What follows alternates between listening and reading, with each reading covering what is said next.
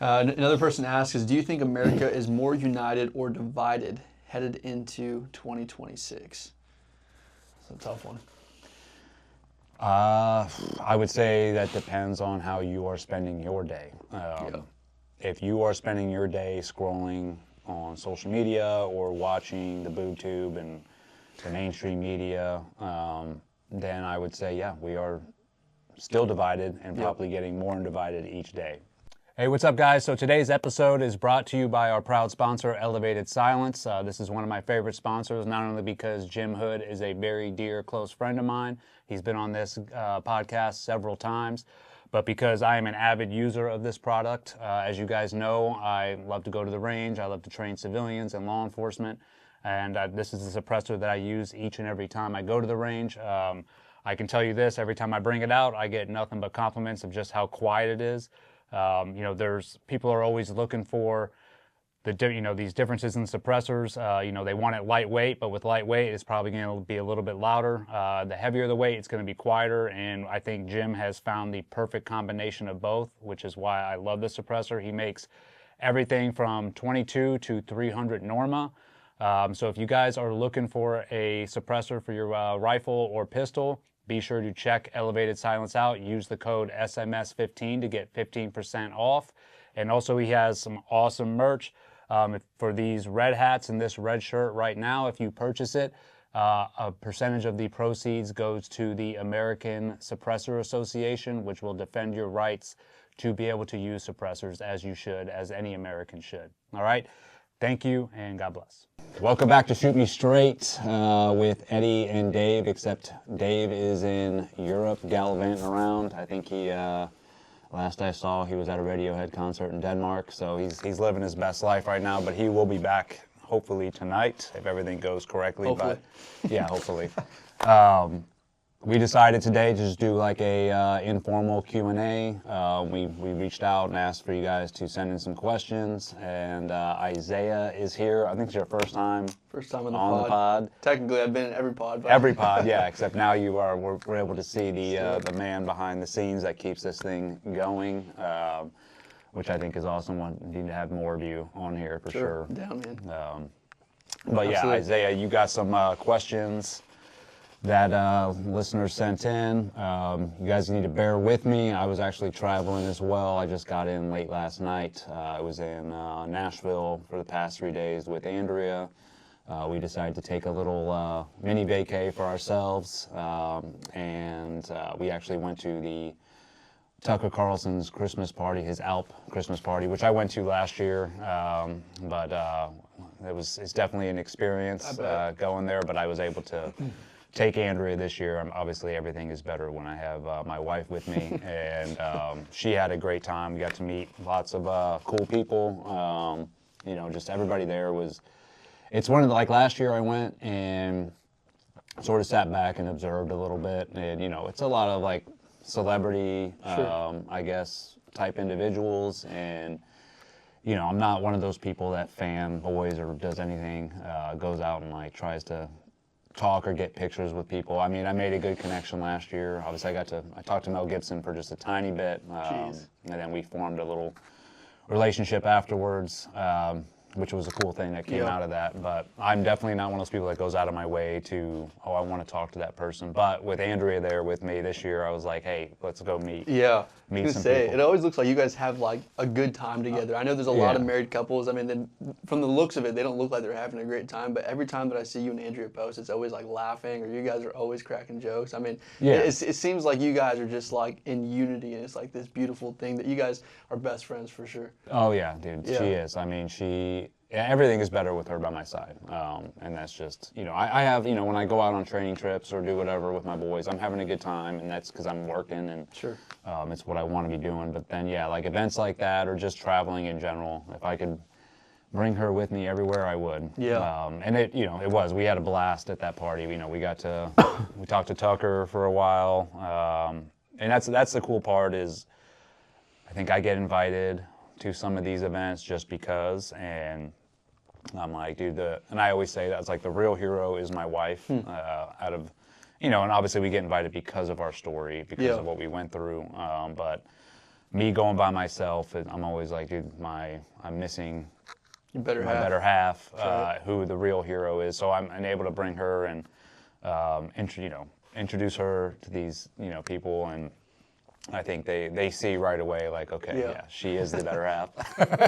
Speaking about your better half, some of these questions are hard, man. So we're gonna have to go through these and answer them, I guess, the best that you can here. But speaking about your better half, what's one thing about your marriage that you learned the hard way? Is that I'm still learning, I guess. One thing about my marriage is I learned the hard way. Well, yeah, I think it's one thing that I'm constantly learning. I'm a stubborn individual, but that I'm getting better at understanding for sure is that I think my wife, and I think a lot of wives, are there to keep husbands alive. And what I mean by that is, I'll speak specifically to me.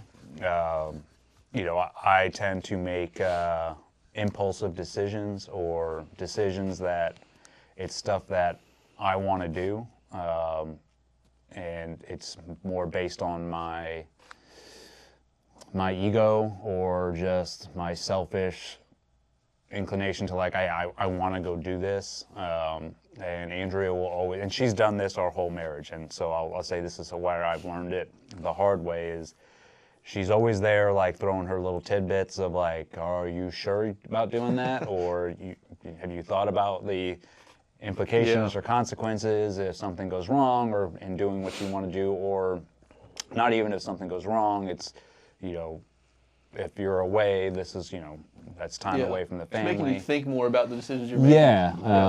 And, in the beginning of our marriage, I don't think I paid, I was always like, well, I know what I'm doing. I know who I am, and I can take care of myself. And I think we're all like that a little bit. Yeah, and so as we've been married, we're going on 19 years of marriage now, and I think that, the farther along in our marriage, I come to realize that my wife is right usually about everything. Sure. Even though we don't want to admit it. We don't want to admit that. At least she's right about the certain things, like the advice that she gives me or the implications of my decisions. And when I say I've learned the hard way, is that yes, I've learned the hard way where I've made certain decisions and I've had to pay for them. And you had to make up for them. Yes, and because I ignored I ignored Andrea's advice, or I don't know how many times she has to give me the "I told you so" face. Andrea's smart, man. She's a different breed, man. She's like she is. She's a boss one for sure.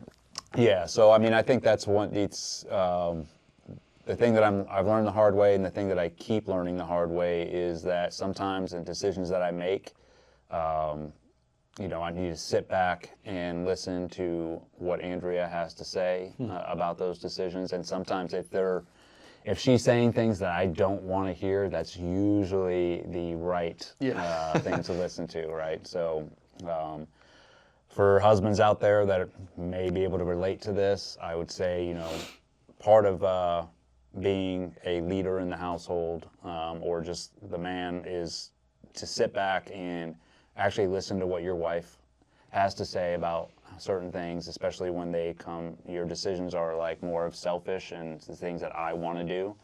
And then, and also distinguishing between maybe she's wrong and maybe it's like, hey, I'm going to go ahead and make this decision anyways. I think,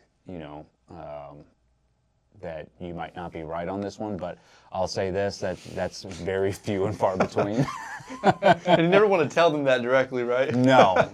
There's a good way to work around that, to be like, I know that she's wrong, you're thinking that in your head, but how do I not offend her? Because that'll start a whole other problem. Yeah, and I guess when it comes down to communication, sure, it's just like, absolutely. Hey, listen to her, what she has to say, sit there and talk about it. Yeah. And if your argument doesn't stand up, well then, sure, maybe she's got a point, right? Yeah, it's true. No, that's so good, man. Yeah. And honestly, to sum it all up, what's the thing about marriage you learn the hard way is that marriage is hard. Marriage is a learning. You're always learning something new about your spouse. You're always learning something new. There's always obstacles on the road, but like you're saying, you're a team, it's a matter of just going through those obstacles together, communication, like all those different things. Yeah, and I guess that is like the main point. Like, what's the hardest thing you want? That marriage is hard. Marriage is work, and but the cool thing is, the further along you get in your marriage, you definitely become. I mean, you start off like you take the vows, and it's like, hey, for better or worse, you guys are one team.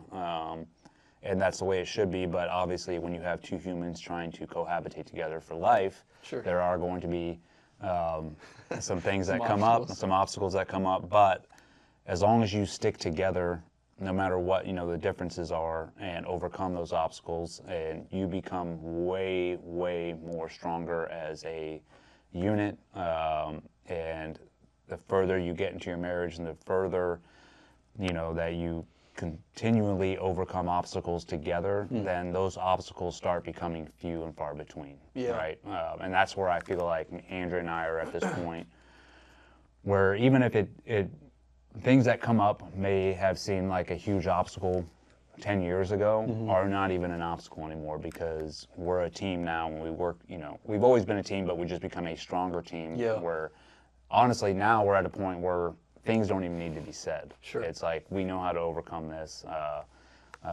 We know how to work together to overcome this, and we're literally there for each other. You guys know your strengths and your weaknesses together, and you just kind of combine it. Trying to figure out how to overcompensate.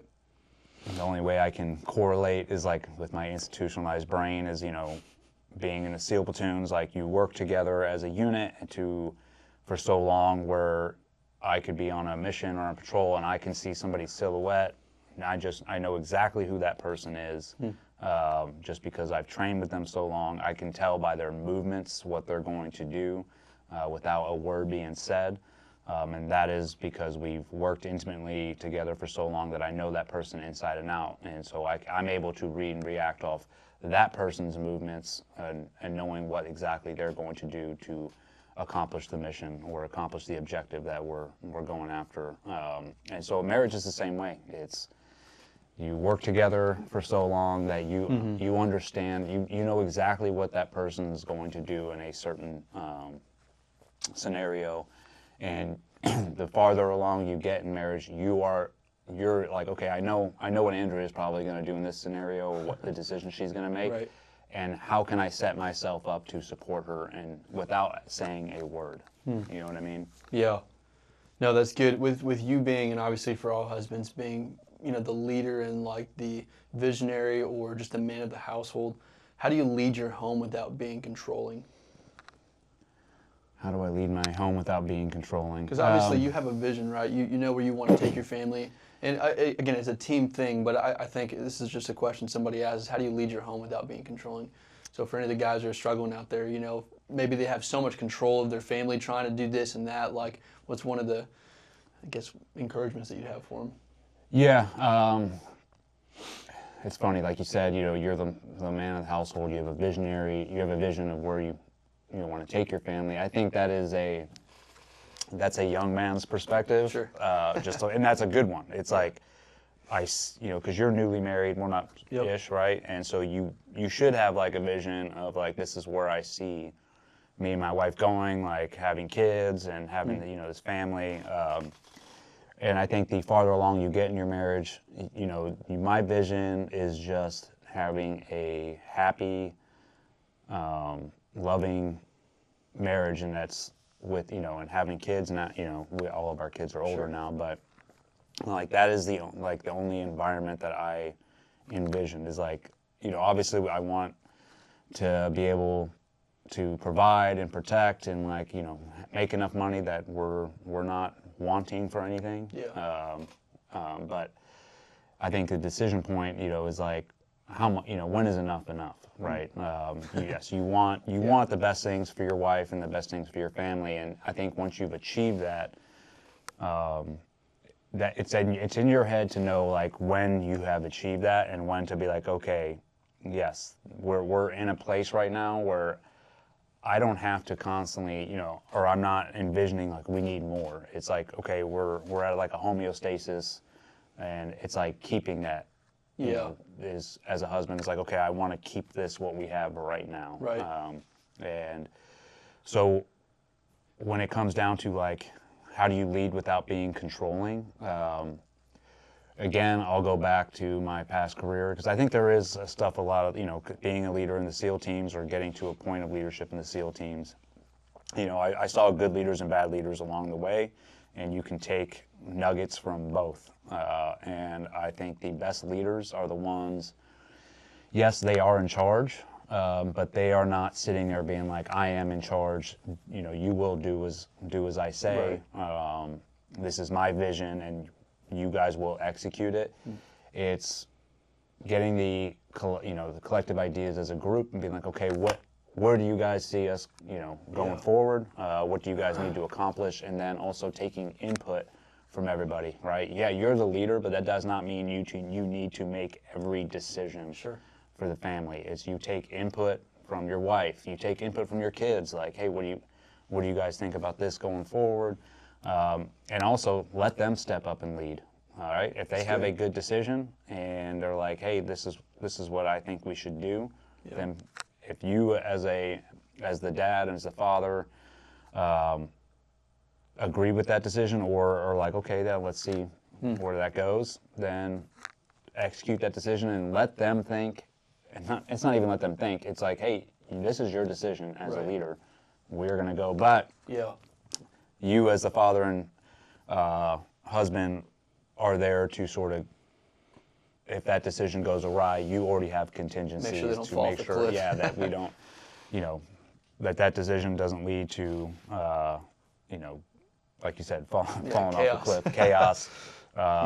It's a good lesson learned, though, because, I mean, you're right, being a leader is also empowering other people. It's raising up more leaders, whether that's in your family or that's on the outside, like the SEAL teams. If you're the leader, but you want people to also be a leader too, you got to give them opportunity to fail. Yeah, and also understanding their weaknesses and their strengths, and also most importantly, understanding your weaknesses and strengths. Right. Sure.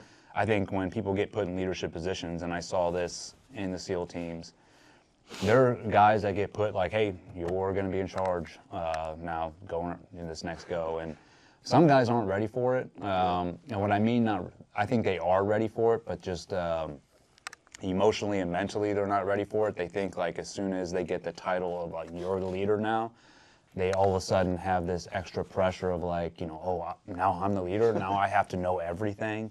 And they feel like they act like they know everything, and they feel as if like, oh, if I sit there and I'm vulnerable or honest and be like, hey, I don't know, I'm not very good at this specific thing. I need help from the guys under me, right? Yeah. The subordinates, or I don't even like calling them, they're all my peers. Like when I was in charge, I didn't look at it as like, you're my subordinate. It's like, you're my peer. I'm just happen to be in charge right now, but I need input from everybody. Yeah. And I think it's hard for a lot of guys to do, is to take a step back. And I saw guys that are like, nope, I know it all, and I'm going to act like I know it all. And it's like a false confidence. It is, and guess what? It never ends up going well. Right. That's too much to take on. So I think in a marriage, it's the same thing. It's, you're expected to lead, but at the same time, you have to understand your weaknesses and what your strengths are, and then know what your wife's weaknesses and strengths are, because you guys are partners. So, like I'll say in my household, I think, I grew up, my father was in charge of all the finances. Yeah. Nope, that's definitely not my strong suit. I don't like dealing with any of that. I don't have money to me is just like whatever. I don't really like, I know we need it, but it's not something that I think about and it's, and it's not a good thing. There's, I should be thinking about certain things, but that is my wife's strong suit. So I place all my trust into her that she is going to take care of the finances, and she always has, because I was deployed all the time. And there was really no reason for me after we retired, like, oh, now I'm taking this over, right? It's like she'd been doing a phenomenal job at that. Yeah. So one of her strengths. I understand that is a huge strength, and that's a huge weakness of mine. So I let her lead with that, right? Which honestly, that's a big, kind of thing off your plate too. Yeah. Me and my wife joke, she's like, as long as the debit card swipes, she's like, you don't care. And I'm like, it's as long as I got money in the account. But it's not like I'm not one of those guys here that goes out and impulsively just does big Right. Yeah. big purchases. It's because I don't have that in me. Like if I'm going to go make a huge purchase, I'm always like, oh, nervous about it because, one, it's like a selfish thing. I'm buying this, especially if it's like a big purchase for something that I want. Especially you got kids, you got a family. Yeah, man, that's the number one priority. So you don't want to be making decisions with your money that's going to take away from your kids or your wife. And, you need those funds in case of emergencies as well. But I do, I let my wife handles all of that. And then I even let her, if there's investments or stuff, that's her strong suit. And she definitely tells me about it. We'll sit down and talk and I'm like, yeah, if that's what you think is the best route, then let's go do that.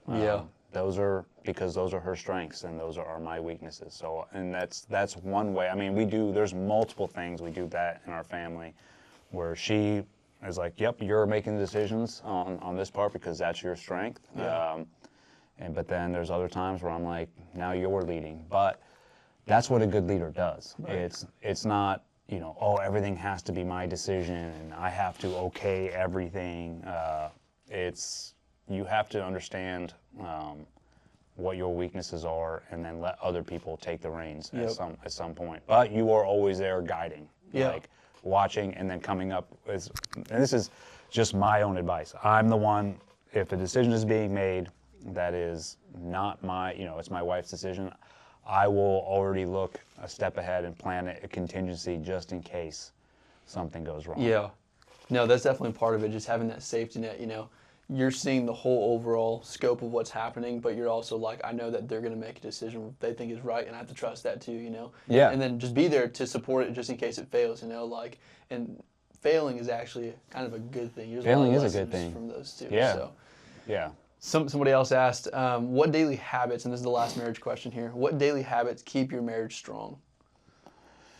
What my daily habit that keeps everything in my life strong, but especially my marriage, is taking time every morning with God. And I ask God every morning to make me a good husband, or make me a better husband, make me a better father, to love my wife the way she needs to be loved, because I think there's different ways to show love, and we all have our different, we're just different. Men and women are different. And then I think each individual, whether you're a man or woman, is just different in the way they express love or the way they take on love. And I think sometimes that's too hard to navigate in our human minds. And so I ask God, I'm like, just show me the way where I can best love my wife. And I'll tell you what, man, that has been the biggest thing for me as far as maintaining a very happy, loving, successful marriage. Another one is obviously communication is huge, and that's another hard one for me. I'm not a big communicator when it comes to emotional type stuff. I'm getting better at it. And just being able to be open with my wife about things that bother me, and then vice versa, right?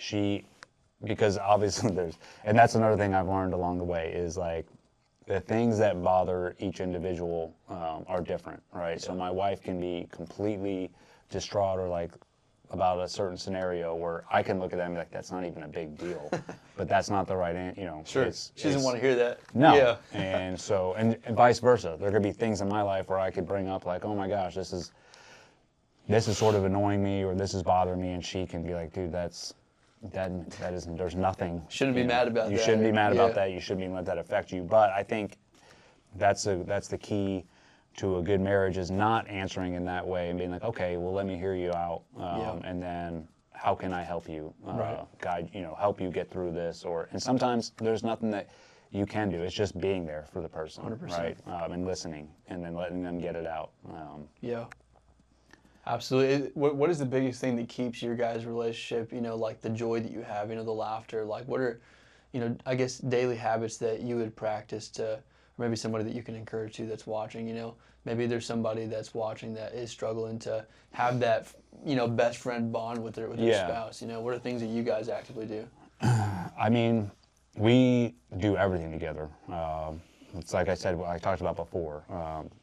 If I don't have to, I don't want to go anywhere without my wife. Obviously, there's times where I have to when I'm going off and do work, put on courses. She's not going to want to sit there for 3 days while I run courses. Right. Depending on what state I'm going to. But other things, like we make sure that we take the time out, like we just did. This 3-day little vacay was more about us and just having time together alone, but also going out and having fun together. We were best friends when we were married, and I think that if there's one piece of advice I can give, if you are struggling, like if you are married and you're at a point like, dude, we feel like we're in this, or we're just roommates almost, Sure. Which it can easily turn. We've gone through that as well, where it's like, are we just roommates now? Kind of living just in the same house, passing and going. For me, you got to go back to like, why did you marry this person in the first place, right? You married this person because they are your best friend. Right. There are certain characteristics, attributes about this person that you were drawn to, and so just step back and. If you are in that spot where you feel like, oh, we're at a standstill and we feel like I'm just married to a roommate, take a step back, think about why did you marry that person in the first place? What were the attributes that attracted you to them? And then open up that dialogue again. Like, hey, I feel like we're not doing things the way we used to because we let life get in the way. And life will get in the way, especially when you start having kids. That becomes a whole nother issue that does make or break marriages sometimes. But making sure that you're taking the time to invest in your relationship. And maybe even having like whether it's weekly or monthly, just a date, to date your wife to make sure that I would say weekly. Yeah. Because monthly, that can get like, Too long. We missed it, and now it's been 2 months. Right. We missed it again, now it's been 3 months. I would try to make a weekly occurrence, like, hey, we need a date night once a week. We need time together alone. And that way, if you do somehow miss a week, and then you just make up for it the next week, it's not a lot of time has passed, where I think, I've heard that, like, hey, once a month, that could be too long. That's too long. 100%. And I say being intimate with your partner too. Yeah, lots of sex. Yes, and I think we laugh about that, but that's like I think overlooked. I was listening to Sean Ryan had on I forget their names, but these chicks were like sex experts or counselors. I don't know what exactly they did, but Sean asked them like how much do couples should they have sex? Right. And dude, her answer was insane to me. Was it something nobody would expect? It was like, once a week. And I'm like, that's the average? Yeah.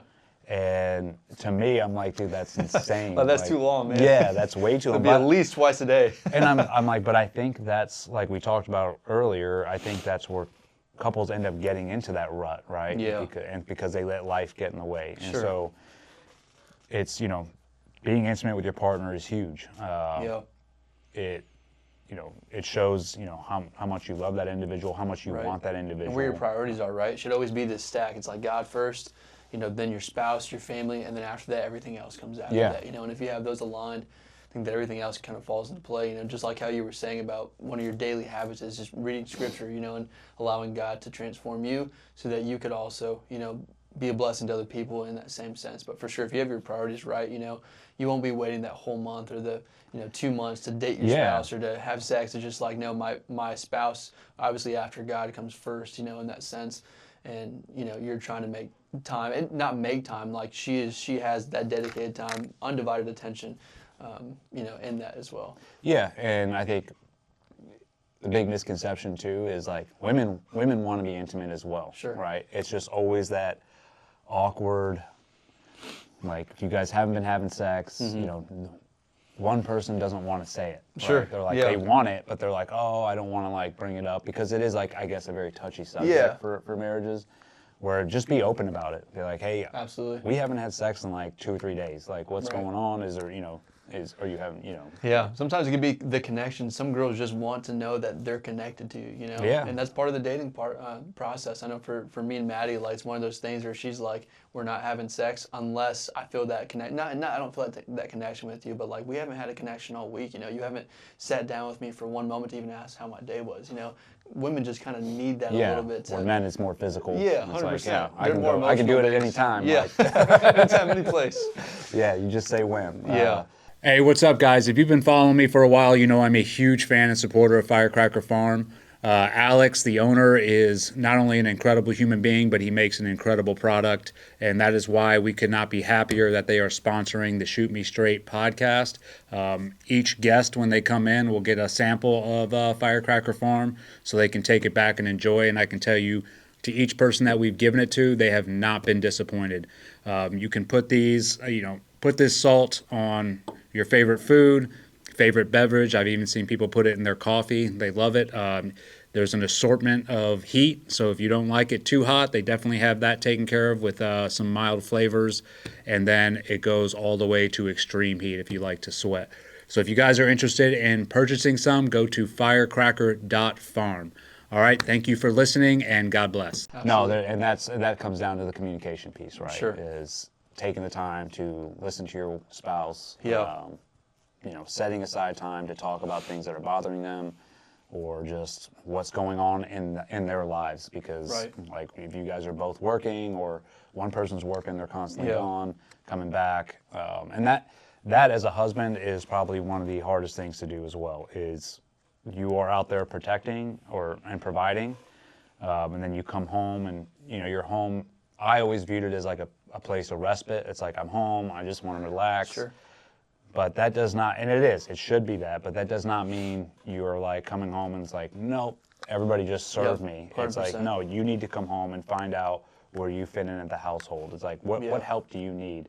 Help your wife out, because while you're out there providing, she's out there inside the house or doing things to take care of the household. Right. And especially if you have kids. Yeah. She's been doing that all day. Yeah. All right. So she's in her world, you're in your world, but you need to, as a man, you need to come back and be like, how can I help you? How can I serve you in your world? Right. Right. Yeah. That's servant leadership. 100%. I saw this video one time, and I don't have kids yet, maybe in a couple of years, but it was a dad. He drove up front of the house with his son, and he's sitting there, and he's like, all right, we've had a long day of baseball, but he's just like, look, man, we got to go in there, and your sister needs you, your mother needs you, my wife needs me. We got to make sure we put on our best selves, even though we're tired, to go in there and still be loving that person, And he's like, all right, let's do it. And I thought that was such a good lesson, that even if you take 5, 10 minutes outside just to get yourself prepared, right, to go back into the house, and be able to lead your family well, like, because sometimes, I'm the same way. I get done with work, I get done with all these video shoots, man. I'm like, I'm so burned out. You're smoked. I'm gonna run inside really quick and just get some food and just lay down. And that's a bad first impression for my spouse to see me like that. And she knows that I'm tired, but it's more like I always want to be the best that I can. The best version of myself. So taking about 5-10 minutes outside before you go in is probably a good tactic to do. Yeah, and and that's again coming in. You come home and be like, hey, babe, I'm pretty smoked from work. Sure. What can I do to help you out though? Like, Communication. I guarantee you she's gonna be like, okay, he's honest. Yep. He's tired, but if you could just do these couple odds and ends to help me out, and then I'll take care of the other big stuff at Absolutely. home. I'll say one thing too though, and that's a mistake that I made in my marriage early on, and I still struggle with it not as much, is being open in the fact that it's like, I am tired, and letting her know, because I think I had it in my mind, when I was a big bad Navy SEAL, right, is I would come back from whatever deployments or training trips, or just even maybe a day at the office, when we were local, and I'm smoked. Yeah. But it was like I had it in my mind, like, I can't be tired. Sure. I can never be tired. I have to come home and then I have to perform. Like, I have to do this, and Yeah. that would almost add weight. It adds so much more stress on me, and then also stress on them, because, my wife would see it. She's like, dude, you're too exhausted to deal with this, but Right. I would never allow, like, it was like, no, I'm not. It's like running through a brick wall. It's like, no, I'll take care of this, Yeah. or try to take care of this. 100%. And then you end up not doing it the correct way. Yeah, getting right? angry. Because you are It's like exhausted, this whole because you're thing. emotionally drained, Yeah. physically drained. So I would say being open and honest and being like, hey, babe, I'm pretty tired right now. Yep. But I can, if you need me to do this right now, I will. Yeah. But if you give me some time, let me decompress a little bit, 100%. and then I will execute Yeah. whatever you need to get Showing that up gets better. done. And that's goes both ways as well. Yeah. You know, I think women also have the same issue when they're taking care of things at home, and they want things to be perfect for their husband when they come home, and they have this vision of like, this is how I want Yep. it to be when he comes home. Yeah. It's like sometimes that's not possible. Yeah. And just being honest with like, hey babe, you know, the dinner's not done, or this is sort of a mess still because I didn't have time to get Absolutely. to it. Can you help me? Yeah. Yeah. And just those words right there, can you help me? It's a team. Yes, that will like alleviate so much weight. It's like, yes, I can. Because as a man too, if a wife is like, can you help me with this? Right. That invigorates a man again. Like, yes, I want to be the help. Like, I want to help you out in any way that I can, because that is what a man does. Yeah. He helps out, he serves, but in doing so, he's leading. Yeah. Right? Your kids are watching you. 100%. All right, we're going to take a switch here. Another person asks is, do you think America is more united or divided headed into 2026? It's a tough one. I would say that depends on how you are spending your day. If you are spending your day scrolling on social media or watching the boob tube and the mainstream media, then I would say, yeah, we are still divided and probably getting more divided each day, right? And that's just only through screens. But if you put the screen down, put that phone down, turn off the boob tube and go talk to your neighbors, or just go out in public and just see how people are interacting with each other. It's like, dude, I don't see it being as divided. I think we've let the extremist groups on both sides dictate how we're supposed to feel about each other. Sure. You know, and I think those are never going to align, because the extreme views on both sides of the aisle are their ideologies. It's like, it's what they want America to be. Right. And America is a melting pot of all different races, religions, backgrounds, and everything, and we're all supposed to, you know, cohabitate with one another. And you are allowed to have your beliefs and go worship whoever you want to worship.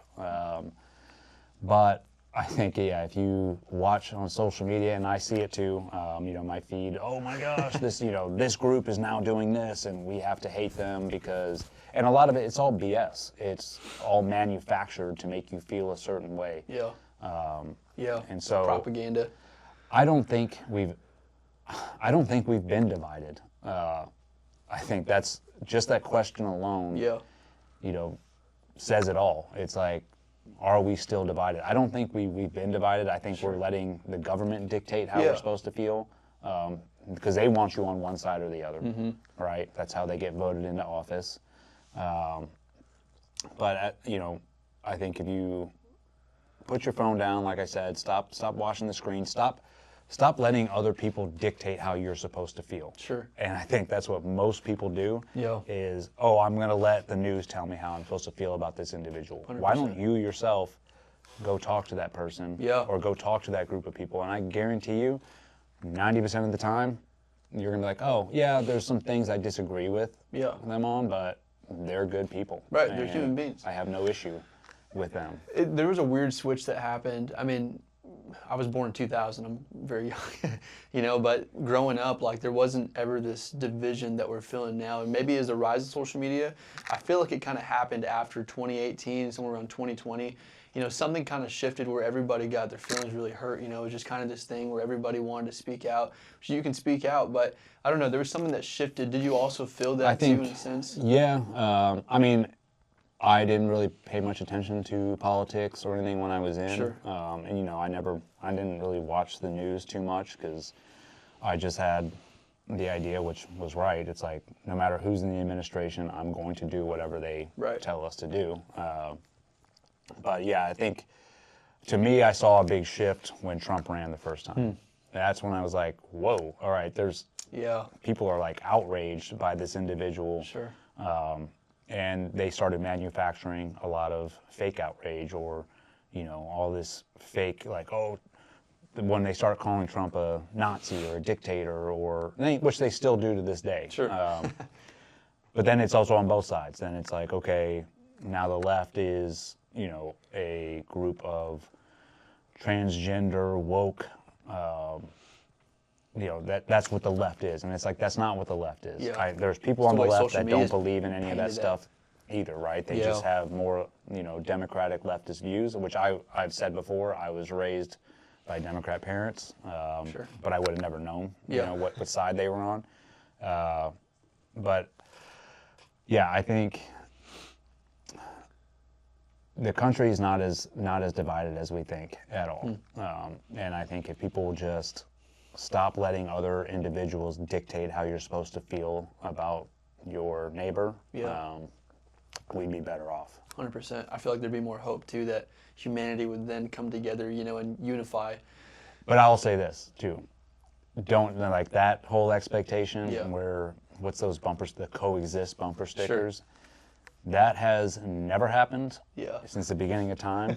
There has never been this whole kumbaya where everybody across the globe is like, oh, we're all getting together. It's like, that's never going to happen, because we do have extremely different beliefs that do contradict with one another, right? So there's always going to be that, but I think if we can try to maintain homeostasis as best as possible with each other and try to avoid going to war with one another, because that is really what ends up happening. We can get along to a certain point, right? There's, like, I guess the most extreme, like Islam, or, their whole belief system, I don't agree with one bit, but if they moved in next door to me, right, and they practice their beliefs, I would not be outraged or like, I can't have this living next to me. Sure. As long as that did not start entering my home, I'm good. And then I'm sure it's vice versa. As long as my Christian beliefs don't enter their home, we're going to get along. Like, we can have other conversations, right? We can disagree on certain viewpoints, and it's like, okay, dude, we're not going to, like, come to an understanding on that, but let's push that aside. There's other things in life that we can agree on. I feel like more people need to be like that. Not, if you don't agree with me, like, I hate you, Yeah. It's one of those things where just like, we got to find some common ground somewhere. Like, you're a human, I'm a human, at least, finding that common ground to be able to be like, okay, we can agree to disagree. Yeah. And I have relatives that that completely disagree with my point of view, and I completely disagree with them. And when we get together, the first thing we say is like, hey, let's not talk about these things. Yeah. We're here to be together as a family, Sure. so let's not bring that up. And guess what? We end up having a good time. Yeah, 100%. Somebody asked, what are your thoughts on the bombing that happened, the Venezuela boat? Oh, the Venezuelan drug traffickers that are the big... again, this is all being... I think certain, people on the left, politicians are trying to manufacture this into, oh, this is a war crime. You guys are just acting, out of order and like acting, you guys are doing things. This administration is just doing things without following any laws, which is the farthest thing from the truth. Sure. I think they declared those people narco-terrorists. Wow. They did that a while ago. Yeah. I think they've given verbal warnings over and over, like, do not bring that crap into our country. Right. And obviously they are not heeding our warnings. So what do you do next? There's an escalation of force that happens anywhere. It happened overseas, right? We wouldn't just shoot people willy-nilly. Obviously, if I saw somebody with a gun that was going to cause harm, then yes, that's a target. It's like, boom, I can shoot that. But if it's not, if it's in that gray area, there's an escalation of force that happens. Sure. It's, verbal, stop, maybe another warning, like a flare. Back in the day, we used to use a flare. What you can now when you can give warning shots, and if that doesn't stop them, then yeah, okay, well then now I'm going to kill you because I think that you are going to cause harm to myself and my teammates. And that's the same way we treat this country. It's like we've told you numerous times that we are done with you bringing fentanyl into this country, right, or these drugs into this country. You have not stopped. Yeah. Obviously, we are seeing it through ISR, your boat's coming over here. So sure. I think this is sending a clear and direct message, like, this is what will happen if you continue to try and bring fentanyl or other drugs into this country. Yeah. We are going to kill you. And I just, again, I don't believe that everybody on the left is like, this is a war crime, this shouldn't be happening. I think there's people that agree, like, yeah, completely agree with that. And so I think there's certain journalists or certain media outlets that are going to try and dissect the situation and try and find fault or blame because they just can't sure. stand Trump and whatever. I mean, the guy could cure cancer and they'd find a problem with that. And so, no, I think we're doing the right thing. I mean, these are weak targets, obviously, but it's a weak target with a strong message. Yeah. And just seeing what fentanyl has done in the United States is a no-brainer, man. I mean, like, trying to stop that from coming in is a good thing, you know? Like, we don't want yeah, I mean, if you look, let me see, it's fentanyl deaths in the U.S. So just in 2023, there's 72,776 deaths due to overdoses, primarily fentanyl. Now, that has dropped, I guess, a little bit in 2024 to 48,000, but that's like, how is that even acceptable? Yeah. We should not be having this brought into our country at all. Sure. That's killing more individuals each year than a lot of other things that we have in this country. So, yeah, I don't have an issue with it at all. And I do think there's also, we're doing this as like, hey, maybe you guys need a regime change over there in Venezuela. Yeah. This is one of your favorite questions, but somebody asked thoughts on the drama with the veteran community, like examples with Tim Kennedy and Rob O'Neill. Well, I mean, my thoughts. Okay, I'll just first off, I don't really give a shit. It's not something that I sit here and think about all the time. Sure. Right. The whole Tim Kennedy thing, we had on some Green Berets, Terry and Scott, and they gave their thoughts on it. And I gave my thoughts on it as well. I think what he was doing was a disgrace. I still think what he has done is a disgrace, and I don't think there's been any accountability yet for him. But we'll see. But I don't, again, this whole, like, they call it veteran drama. I'm so sick of, yes, I'm a veteran. Anybody that served as a veteran. TV show about this. That does not mean we're in, like, we're not in some group together, right? I'm more like, dude, what kind of individual are you? I don't care that you served. I don't care that you served at a tier 1 unit or if you were in a conventional unit or if you were doing support somewhere. Great, you're a veteran. That's about it, man. Sure. Going forward, who are you as an individual? Who are you as a person? What is your character like? So if you are doing things going forward, representing yourself as a veteran, and you are doing things that are in bad character, bad taste, yeah, I see, like, oh, they're bringing discredit to the veteran community. No, they're bringing discredit to themselves, and that's their own choice. Yeah. And I think you might get away with whatever you're doing for a certain amount of time, but it will end up crushing you because I believe anything that if you are doing dishonestly does catch up to you in the long run. As far as, and I got asked, I went on Brent Tucker's podcast, Tier 1 podcast, which Brent's an awesome individual. I love him. I love sitting down and talking to him. I think he is a good individual. I think he has a lot of good characteristics and attributes that I can relate to. And I do understand his mission. Obviously he was the person, him and Tyler from Anti-Hero were the ones that brought the whole Tim Kennedy thing to light. which became a huge deal in the vet space. But I got asked about the whole Rob O'Neill thing, and honestly, I really don't care.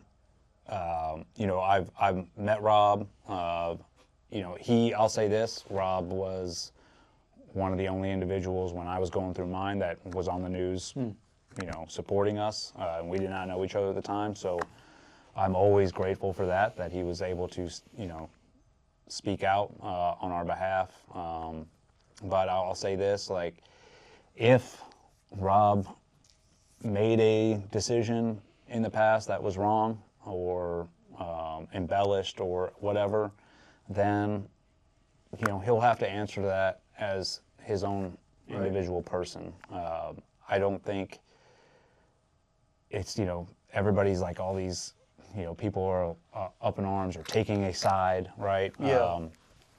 I do think, because obviously Rob sued Tyler, which was like that day that I went on Tyler's podcast that came out, so it was, and I was like, dude, I don't care. I don't want to talk about it. But I think if they push forward in this lawsuit, there will be somebody that's proven right. And that's just the way, like, when lawsuits like that happen.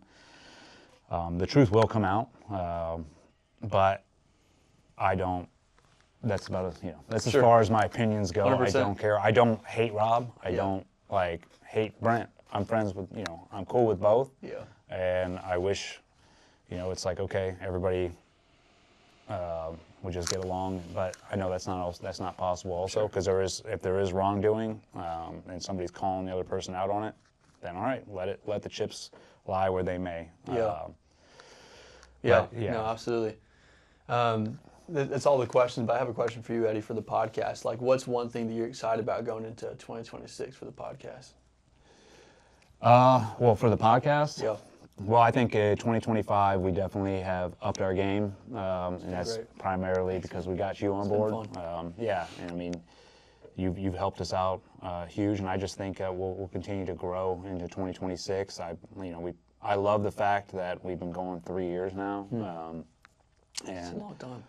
It is. It doesn't feel like it, but yeah, I guess it's only 3 years already. I think we're at 144 or something like that episodes. Yeah. Podcast. And I think we'll continue to have on, amazing guests, and I'll continue to do this because I like doing it. I like sitting down with people and just hearing their stories. And then for the listeners out there, if you guys, we're here to take criticism, critiques, what you think could make this podcast better, and we'll implement those if we deem so, and or if you have any guests that you have in mind that you want us to interview, send those in.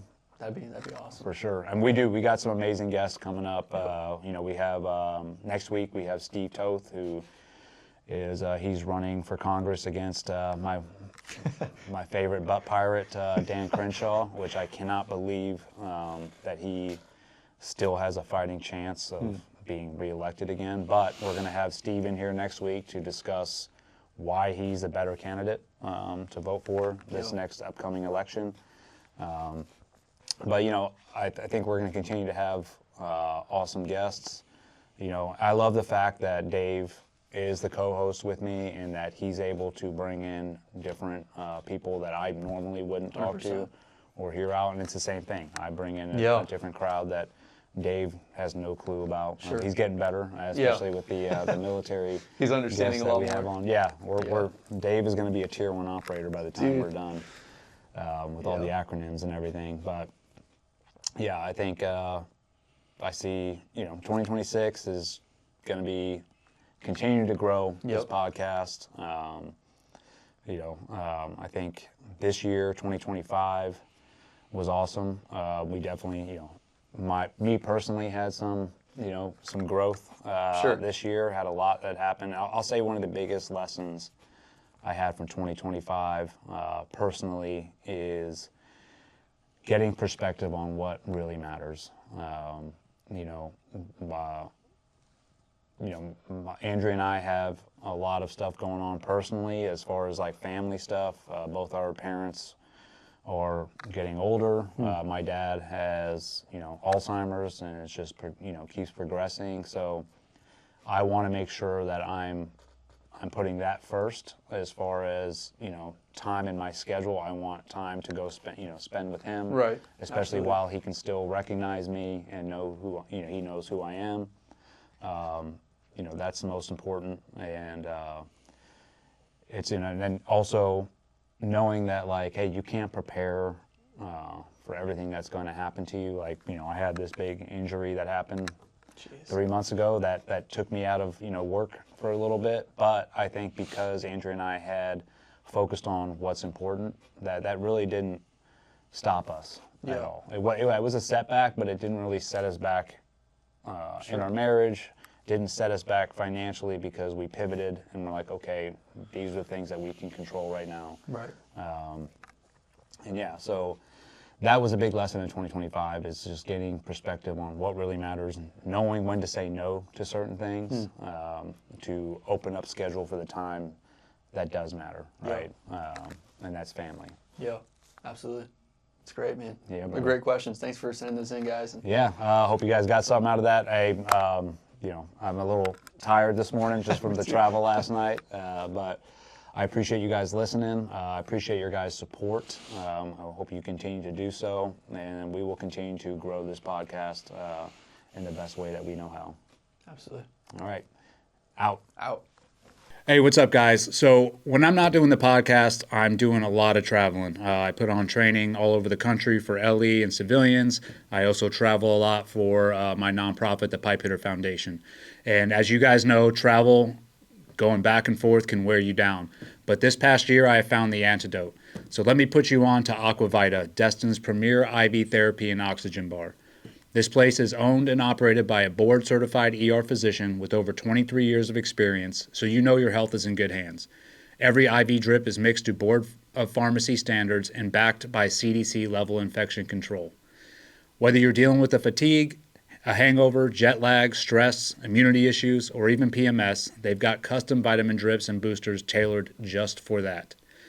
When you go inside, the place is pretty awesome. It puts you at ease right when you go in there. They have comfy lounge chairs, which are perfect for singles or couples, full group sessions. And you can even book the whole space for bachelor or bachelorette parties, race day recovery, or wellness events. While you're in there, they go the extra mile too. They'll give you blankets, sleep masks, earplugs, aromatherapy oxygen, all complimentary. And the best part, every visit includes direct care from the physician and experienced RNs, all focused on fast, safe, and affordable wellness. So if you're in the Destin area, hit up Aquavita. Your body will definitely thank you.